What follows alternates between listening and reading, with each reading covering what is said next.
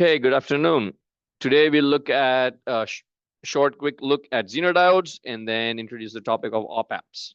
Okay, so far we've looked at VRD circuits where we use silicon diodes in forward bias. Now we're going to look at specially formulated diodes that are operated in the reverse bias or reverse mode of operation. Okay, so let's see.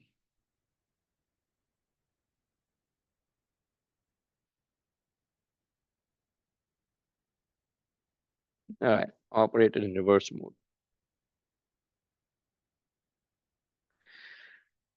So if here shows you the full characteristics of a 4.7 volt Zener diode, which is forward and reverse. Let me draw out a few things on here and then we'll get started with the explanation. So this is the positive axis. You have positive diode voltage here. You have, let's say this is 0 approximately.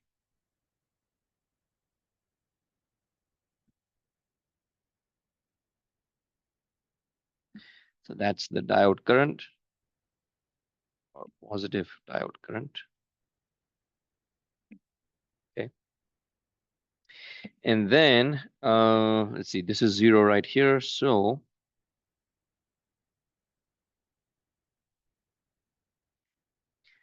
negative ID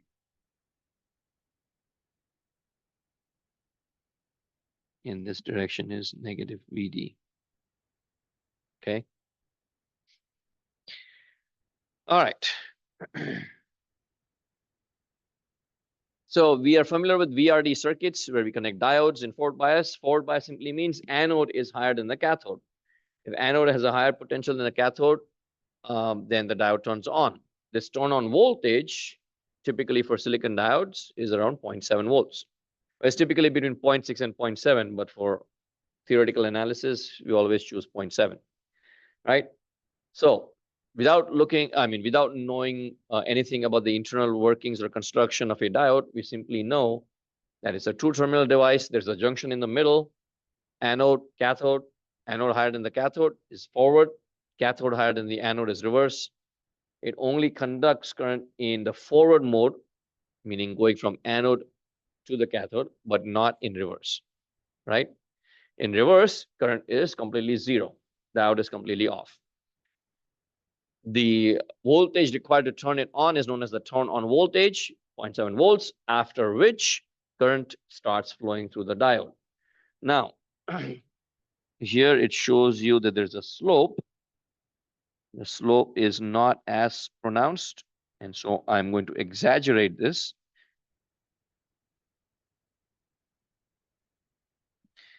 And if we have a voltage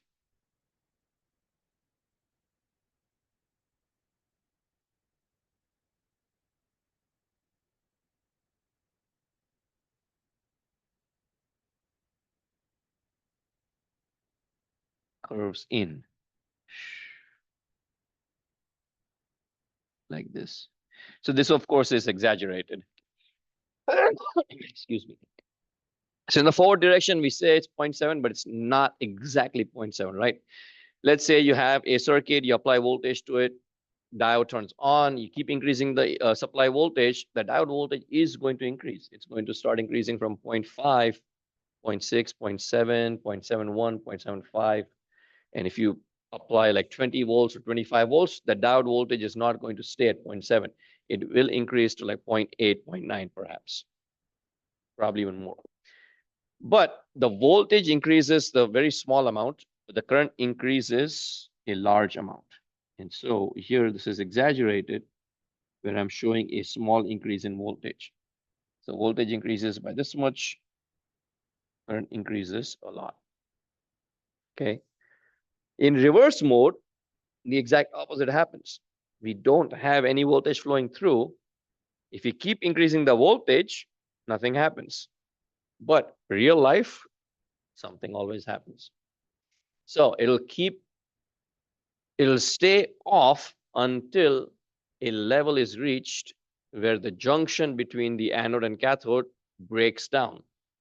When the junction breaks down, a large number of charge carriers flow through the junction and current flow results. This happens in the reverse mode of operation. Reverse mode of operation meaning cathode voltage is higher than the anode voltage. Okay.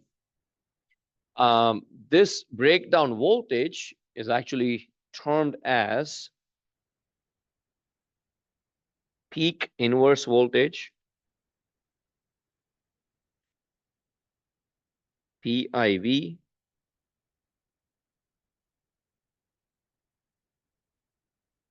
or it's also known as peak reverse voltage, PRV.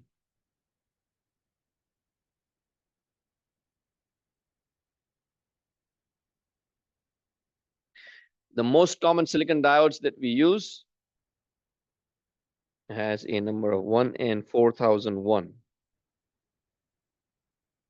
It has PIV or PRV ratings of 50 volts. So you can safely apply 50 volts in reverse direction to this diode and nothing will happen. No current flow and no damage. Okay. This series of diodes goes all the way up to 1N4007. Okay, 1N4007. The PIV rating for 1N4007 is 400 volts. Okay, it's that high. You can safely take hundreds of volts without actually breaking down. Okay. And of course, the even after it breaks down, does not mean it's going to damage the device. The actual damage of the device depends on the power rating of these diodes. So if the power rating of the diode is not exceeded, the diode will remain fine. It'll be okay. Okay. All right. So what happens when the junction breaks down? Well, a large amount of charge carriers flow through, and the voltage across the diode remains at a near constant level. So if we plot the reverse characteristics of these diodes, then they look or they appear like this. So any diode, if I'm going to break it down in the reverse direction, this is forward. And then this would be the reverse.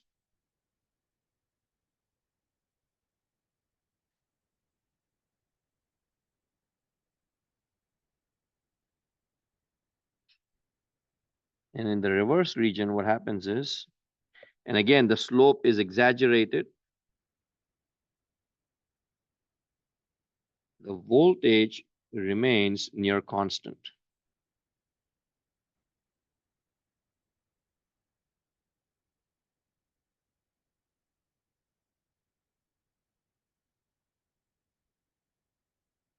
Okay, the voltage change is very negligible. That's what happens in reverse bias. All right.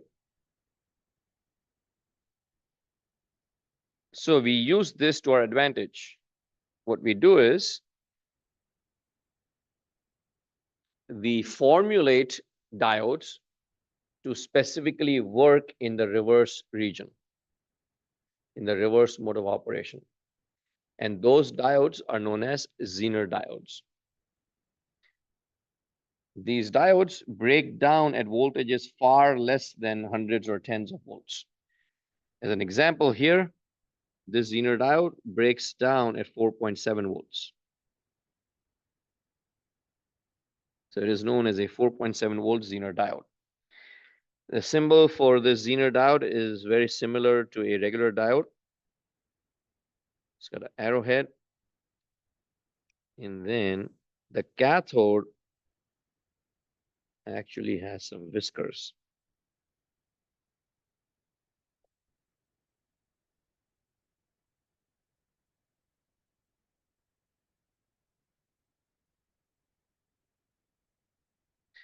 As I understand, you have already performed experiments with Zener diodes, reverse bias, voltage regulation, clipping, perhaps. Okay. So Zener diodes, regular diodes have similar symbols, except the Zener diode has whiskers on its cathode. Okay. These PRV ratings or 1 in 4,000 ones, these are regular diodes. They are not Zeners.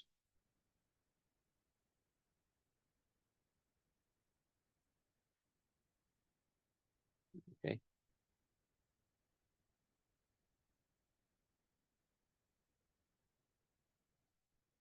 So Zener diodes are used exclusively in reverse bias. The thing we want to understand is we are not worried about the internal workings or the internal construction of the Zener diodes. That is something we will study in 315 in the spring. Okay. Right now, we're simply looking at the diode as an off-the-shelf component. The same thing we do for op amps, off-the-shelf component, and how can we use it to build circuits. So to do that, let's look at a Zener diode circuit in forward bias first. We have the circuit. Circuit has a Zener diode of 4.7 volts, but it's connected in forward bias. If it's connected in forward bias, what do you think would happen?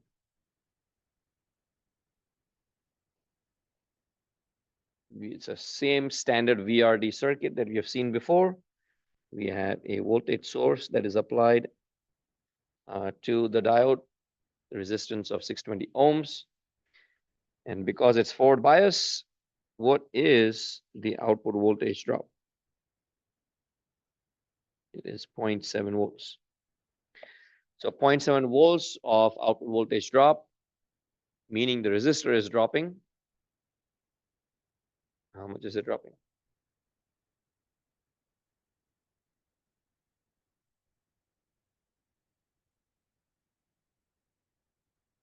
9.3 volts. 10 minus 0.7. So let's say you're applying 0 volts. When you apply 0 volts, diode is completely off, no current flows to the circuit.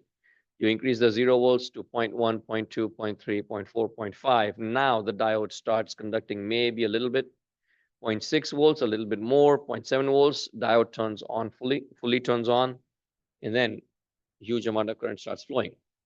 Now, if you increase the supply voltage 0.7, 0.8, 0.9, 1 volt, 2, 3, 4, 5, 6, a large amount of current is flowing through the diode, the voltage is going to increase just a little bit. Not a lot, but it'll still increase a little bit. So from 0.7 volts, it might go up to 0.71, 0.72, 0.75, perhaps even 0.8, 0.9, or 1 volt. Okay. So the point being here that the diode voltage does not remain at a near constant level. Okay. So we can calculate the output voltage, calculate the current, can also calculate the power dissipated by the diode and by the resistor. Okay.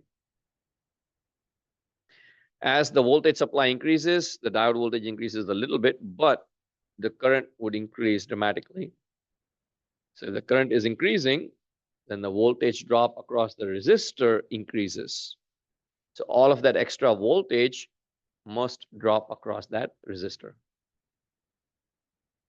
All right, let's take a pause. Let me know if you have any questions thus far.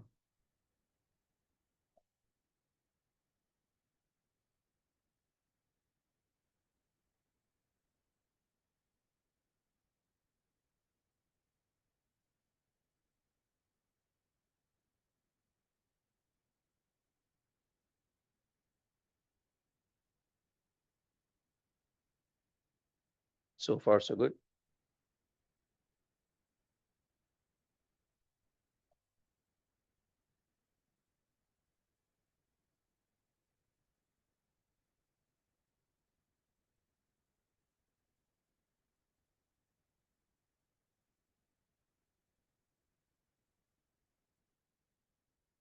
Okay.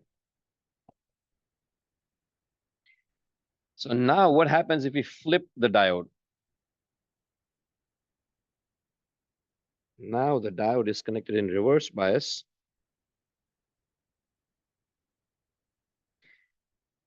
Everything else still remains the same. Circuit is the same.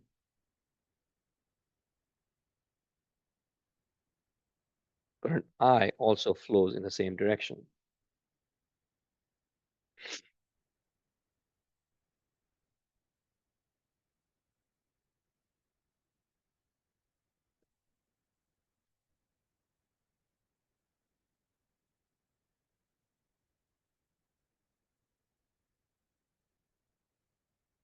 Okay.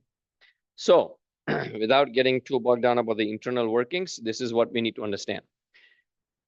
Whether it's forward bias or reverse bias, a diode requires a turn on voltage. Okay. So the Zener diode connected in forward bias requires 0.7 volts to turn on. When it's connected in reverse bias, it remains off until it crosses its Zener rating, which would be its turn on voltage. So once that turn on voltage level is crossed, the Zener diode turns on and current starts flowing through the circuit.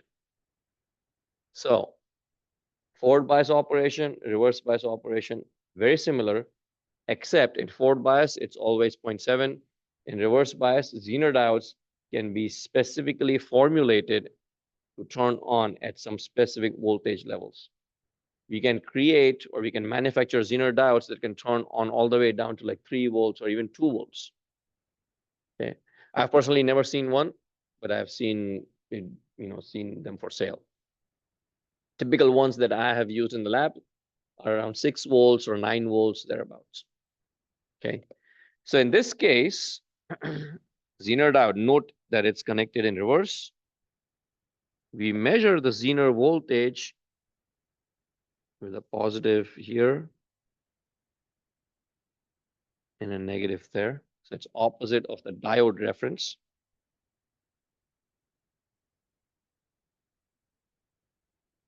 And then, of course, current still flows in that same direction.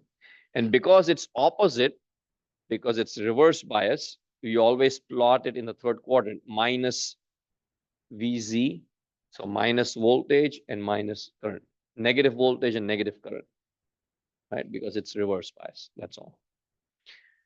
So the circuit is connected in reverse bias, or we can say reverse mode.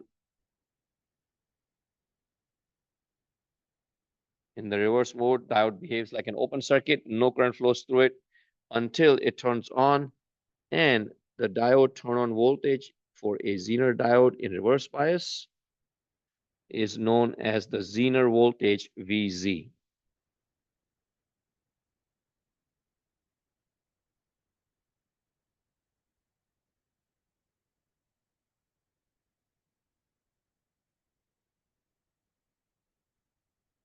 Okay. Diode turn on voltage is known as the Zener voltage VZ. And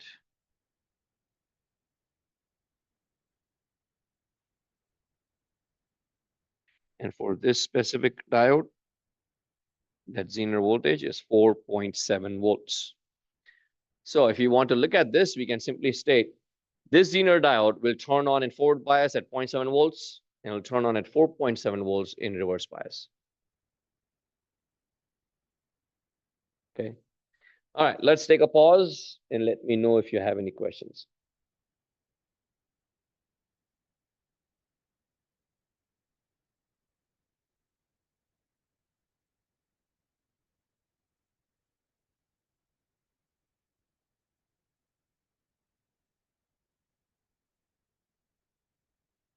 So far, so good. Okay.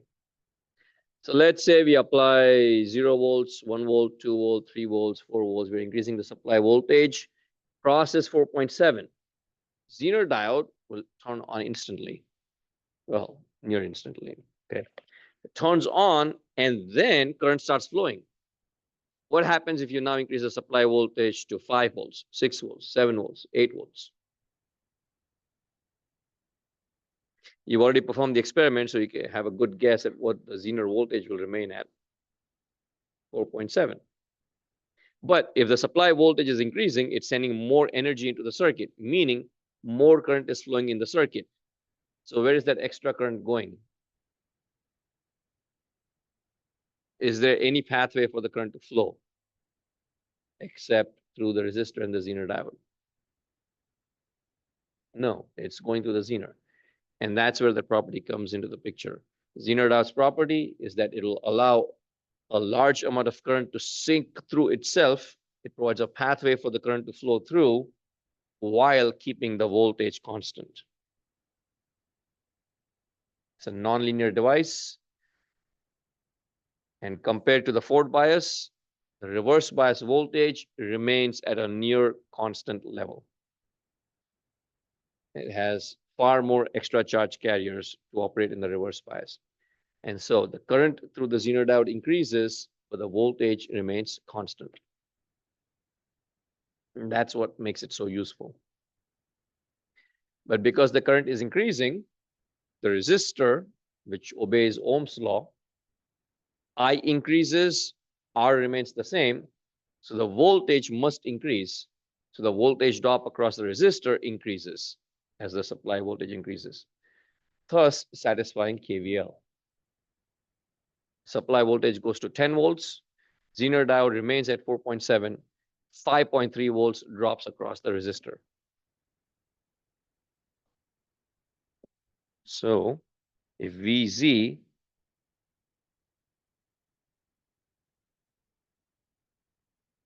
is 4.7 volts,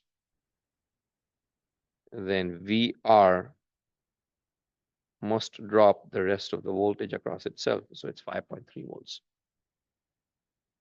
Okay. If VZ is 4.7, then VR is 5.3. So you can keep increasing the supply voltage. The Zener diode will let the current through itself increase, but it will keep the voltage constant.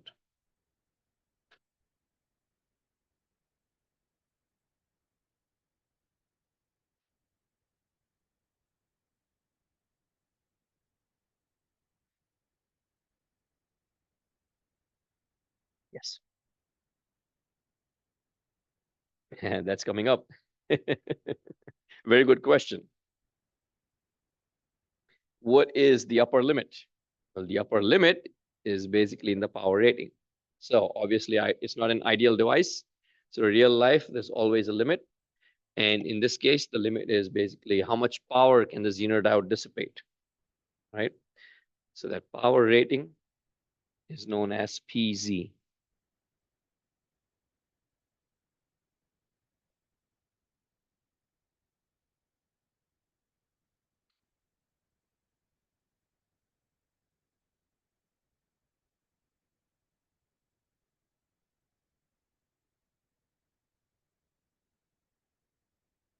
VZ times IZ.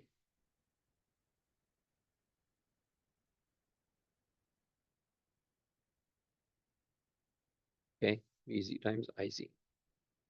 So there's a limit on how much current the Zener diode can withstand.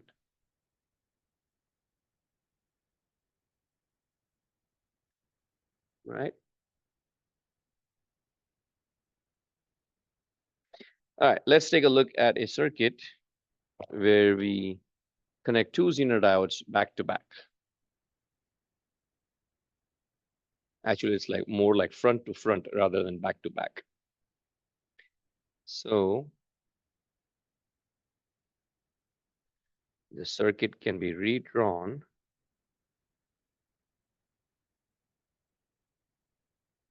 this. You have two back-to-back or two Zener diodes connected in series, but they're facing each other. They are not, they're in a series branch, but they're not facing the same direction. You're applying a supply voltage V in that is an AC sinusoidal waveform going between plus and minus 10. Let's call this plus 10 and minus 10.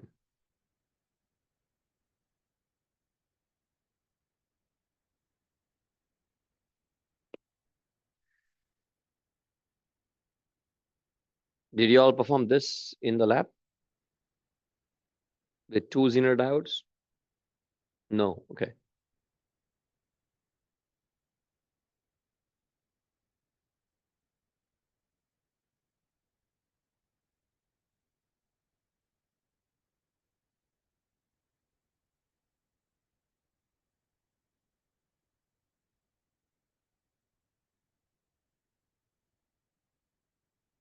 Okay. What do you all see first about the state of these diodes? Since they are connected in opposite direction, they can never have the exact same state, right? Either one of them is forward bias and the other is reverse, or it's reversed and forward. But they can never both be forward bias at the same time. They can both never be reverse bias at the same time. Okay. So one is forward bias, one is reverse bias.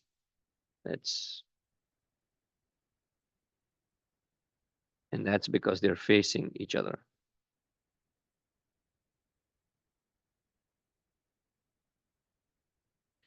If it's forward bias, doesn't matter which one, it requires 0.7 volts. If it's reverse bias, again, doesn't matter which one, it requires 4.7 volts to turn on.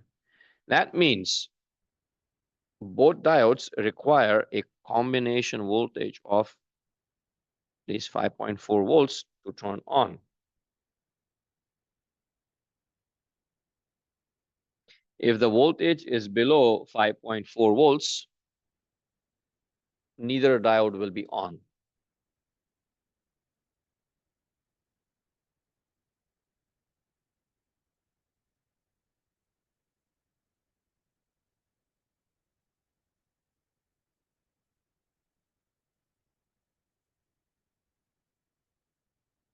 Okay, neither diode will be on. Both diodes will be off.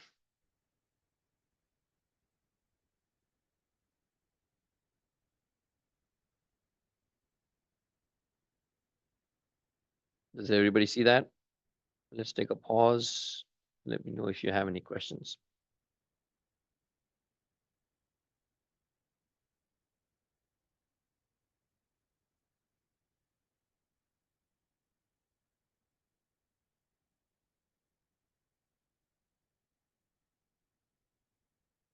Okay.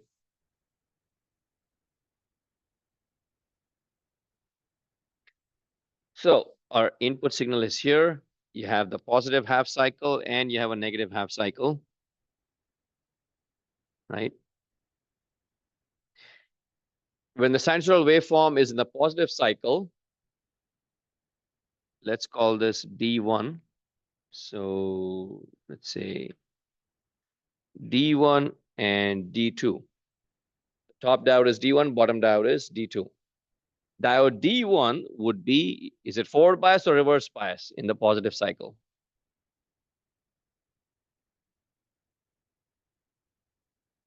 Diode D1 in the positive cycle, is it forward bias? Forward bias, yes. How about D2? Reverse bias, absolutely. And then it flips in the negative half cycle. And then we again have D1 reverse and D2 forward. Regardless of which diode is forward or which one is reverse, they will both require 5.4 volts in both directions, in both positive as well as negative directions to turn on. I mean, positive peak or negative peak, right? And once it turns on, well, actually, let's talk about before it turns on. Before the diodes turn on, they're open. So what is V out? If both diodes are off, what is V out? It's just V in, absolutely. So below 5.4, V out is exactly equal to V in. If V in is 1 volt, V out is 1 volt. If V in is 1.5369 volts, output V out is also 1.5639 volts, right? V in could take any value, V out would have exactly the same value. So if I was to draw it out here, let's say if that was 10 and this was plus 5.4 volts, and this was minus 5.4 volts.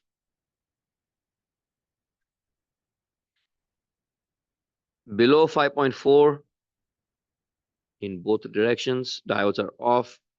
So V out has exactly the same value as V in. right?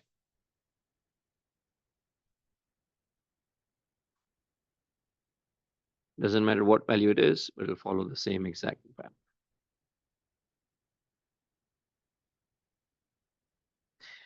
And then if it crosses 5.4 in either direction, the diodes turn on, hold the voltage constant across itself. If it holds the voltage constant, my V out will always be 5.4. And so, looks like this.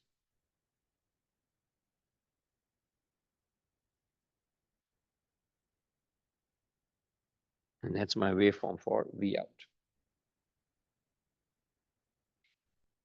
So it's chopping off or clipping a portion of the input. Hence, this circuit is also known as a clipping circuit. Clipping circuit.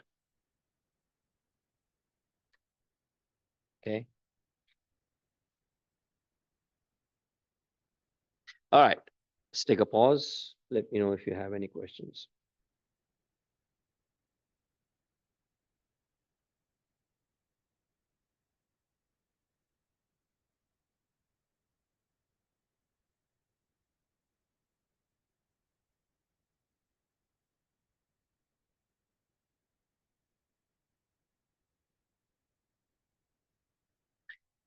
Does the circuit make sense?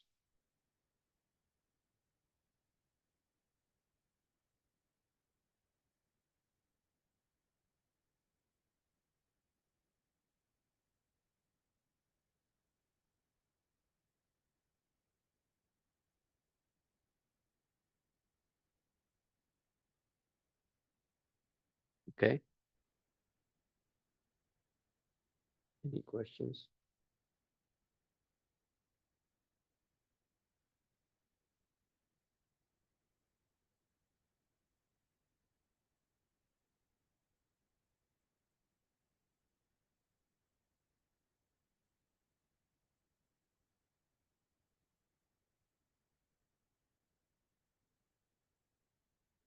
Okay. All right.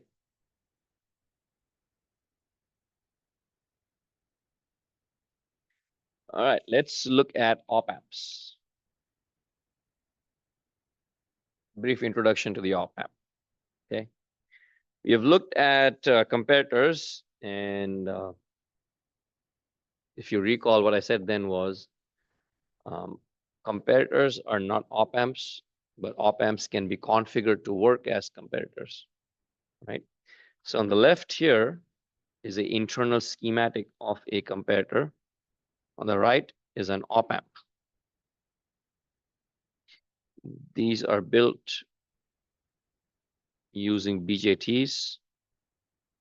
We are not concerned with what happens inside. Even EE students do not study this until like 308 and 409, the end of their third year and the beginning of their fourth. Okay. This is not something EE students study when they are in their second or third years. All right. So comparators, if you recall, I mean, not if, you should be able to recall that the output of a comparator goes either high or low. So it goes to the positive supply or the negative supply value, depending on which input terminal is higher or lower, right? It'd be either plus VCC or minus VE. That's what a comparator output is. So it's more like a rectangular waveform at the output. Doesn't matter what shape the input takes. In contrast, an op amp is designed to work between the power supply rails. So the power supply rails is plus minus 5 volts. The op amp output will be between plus minus 5 volts. If it reaches either one of those supply rails, then it says that the output of the op amp is saturated, which is not desirable.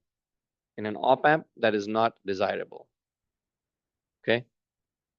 So op amps can be used as comparators, but comparators are not op amps. There are a few characteristics of op amps. Op amps have very high input resistance and very low output resistance, meaning the input current going into the op amp is very low almost negligible. Most op-amp circuits, we use feedback configuration where the output or a portion of the output is fed back into the input terminals. And similar to comparators, op-amps have positive terminals and negative terminals. If the output is fed back into the positive input, it is termed as positive feedback. If it is fed into the negative terminal, then it is known as negative feedback. The word itself, the words positive and negative have certain meanings, but in here, in the case of this electronic circuit, doesn't mean anything. Most op-amp circuits are configured to work as amplifiers, and they require negative feedback. Positive feedback is used when we are designing op-amps to work as oscillating circuits or oscillator circuits. Okay. So positive feedback reinforces the input and negative feedback inhibits the input. Anyway. All right, input characteristics of a generic op-amp circuit or a generic op-amp. All right. The symbol is the same as a comparator, but there's no transition symbol inside. So again, based on context, it is up to you to understand and realize whether the circuit is talking about a comparator or an op-amp. So we have a largish triangle, non-inverting terminal, inverting terminal. Oh.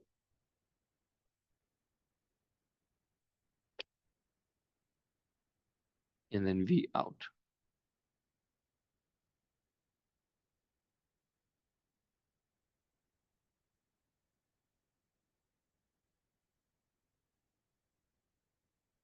V in plus, V in minus, and we have the supply rails, but the supply rails are typically not shown in op-amp circuits to make it less congested.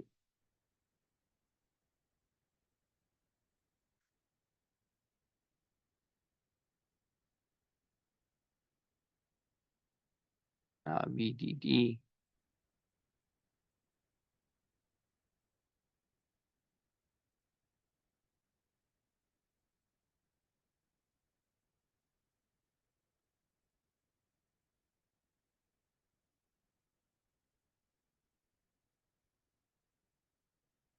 Okay.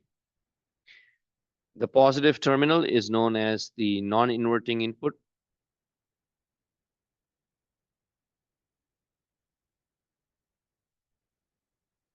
And the negative is known as inverting input.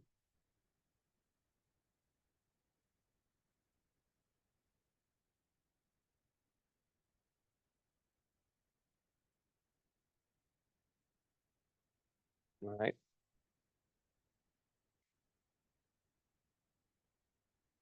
There are a few other things about the op-amps, but for a start, this suffices.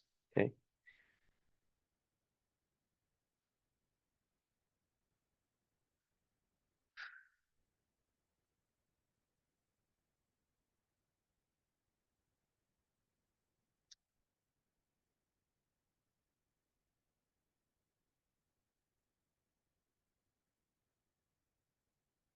Okay. All right. So the op-amp's special ability, as I stated just earlier, is that it has very high input resistance, meaning between these terminals at the input, there is very high resistance.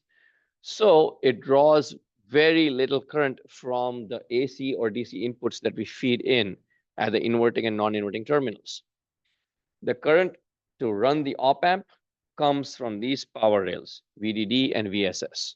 So the internal currents that flow through the op-amp, that comes from the external power supplies that we have connected. Okay. From the actual input terminals, we might have a very small AC input signal, which to begin with would have very small current. And so the op-amp has a property where it draws very little current from its inputting, from its inverting and non-inverting input terminals. Okay, it's a specific property for the op-amp that makes it very, that makes it highly desirable as a base to create circuits.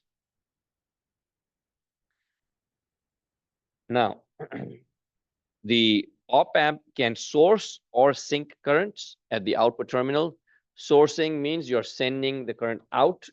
Sinking means you're pulling the current in. Okay. It can have both at the same time. And it's not necessary that both will be the same matched numbers. It could source more than it sinks, but it could sink more than it sources. The Zener diode example that we just talked about a little bit earlier, we are using the Zener diode to sink more current, meaning allow more current to pass through itself while keeping the output current constant. So the Zener diode is sinking more current through itself, keeps the output current and output voltage constant, right? Op-amp can do both. Op-amp can sink current and source current. If it wants to source current, it comes from VDD. Sinking the current goes through VSS from the bottom terminal. Typical op-amps are between 10 and 20 milliamps, 25 milliamps. So, but there's also power op-amps that you can sink or source higher levels of current. 10 to 12, 20 milliamps in an electronic circuit, by the way, is a large amount of current. Typical currents are very, very low, few milliamps at most. Okay. All right, let's take a pause. Answer any questions that you may have.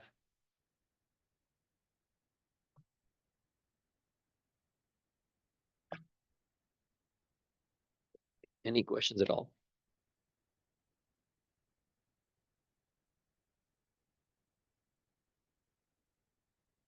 Okay.